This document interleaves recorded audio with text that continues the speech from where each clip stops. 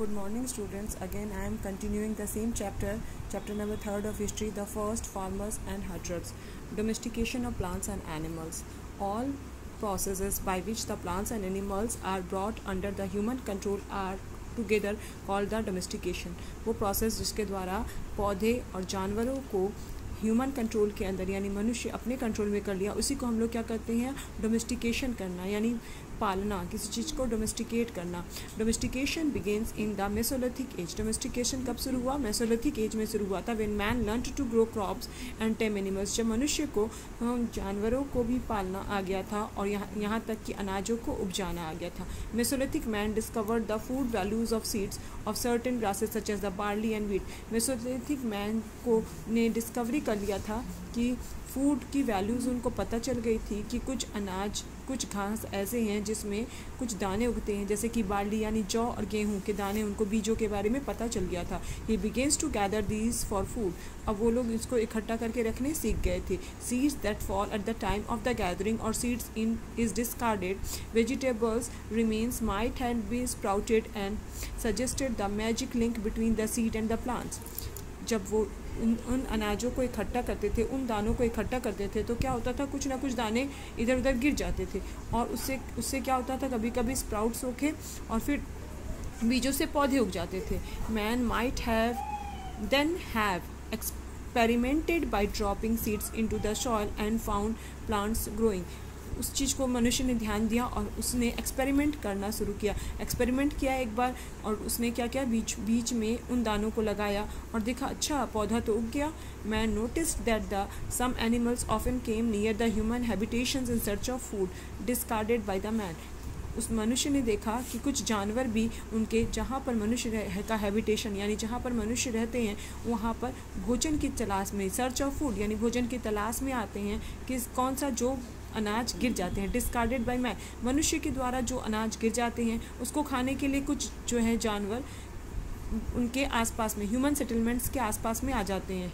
Man learned to tame some of these animals and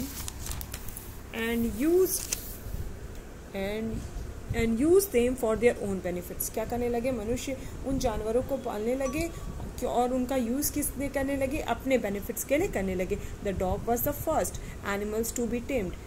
कुत्ता पहला जानवर था जिसको मनुष्य ने पालना शुरू किया. It was used during the hunting and keeping watch. ये क्या करता था, ना केवल शिकार में उनकी सहायता करता था, इसके साथ साथ वो देख रेख भी करता था, वॉच करता था यानी कि चौकीदारी का काम भी करता था. The first house. Most people still lived in rock shelters and caves. अभी भी बहुत सारे लोग क्या करते थे, अभी भी रॉक शेल्टर में ही जाके रहते थे, चट्टानों से जो शेल्टर बनता था उसमें, और फिर केव्स में यानी गुफाओं में जाकर रहते थे. हार्वेर some return at the time of the harvest the place where they sowed seeds. कुछ लोग वहाँ से वापस भी आ जाते थे जहाँ पर वो हार्वेस्ट करके यानी जो खेती करके गए हैं वहाँ पर कटाई करने जब उनका आना रहता था, हार्वेस्टिंग के समय में वो लोग वापस आ जाते थे. And stayed at until they had used up the crop. और तब तक रहते थे, जब वो कटाई करने आते थे तब तक रहते थे जब उनके अनाज पूरी तरह से कट नहीं जाते थे. These peoples made their own primitive house. ये लोग जो कटाई करने आते थे अनाजों को, तो ये लोग अपने प्रिमिटिव हाउस बनाते थे. अपने houses were usually built in river valleys. घर कहाँ बनाए जाते थे, ज़्यादातर रिवर वैलीज यानी नदी के किनारे वैलीज में बनाई जाती थी. Where there was plenty of water and fertile soil for growing crops. नदी के किनारे इसलिए बनाए जाते थे क्योंकि नदी में उनको बहुत प्लेंटी ऑफ वाटर यानी ढेर सारे पानी भी मिलते थे, और उसके नदी के पास में आपको पता है कि क्या होती, मिट्टी कैसी होती है, फर्टाइल यानी उपजाऊ होती है, तो वहाँ पर क्रॉप्स अच्छे होते हैं, ग्रो करते थे वो लोग. इसीलिए वो लोग उन जगहों पर क्या करते थे, आकर रहते थे जब तक अनाज उनका कटता नहीं था, और वहीं पर वो घर भी बना लेते थे. Now the paintings. Many of the caves and rock paintings found in India. बहुत सारी पेंटिंग्स हम लोगों को रॉक पेंटिंग्स और केव्स में हमको पेंटिंग्स देखने को मिली भारत में. Belong to the mesolithic age. वो किससे है, मेसोलिथिक एज के ही हैं. Red and white are the main colour used. उस समय में लाल और सफ़ेद मुख्यतः यूज़ किए जाते थे रंगों में. कलर्स